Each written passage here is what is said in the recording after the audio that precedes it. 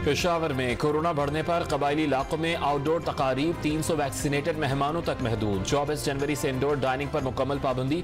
Private transport में 70% मुसाफिरों की इजाजत। पार्क्स और स्विमिंग पूल्स में भी गुंजाइश से 50% शहरी हासिल जा सकेंगे।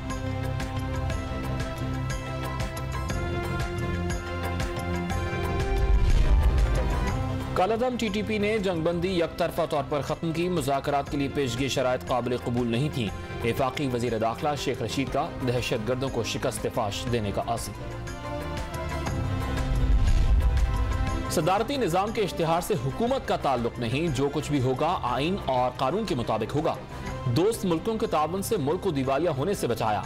वफाकी वज़ीर तवानाई हमाद अजहर की प्रेस कॉन्फ्रेंस।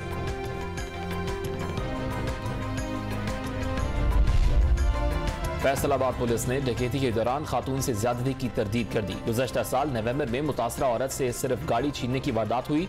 पुलिस ने 4 मुल्जिमान को गिरफ्तार कर लिया। DPO की ब्रीफिंग।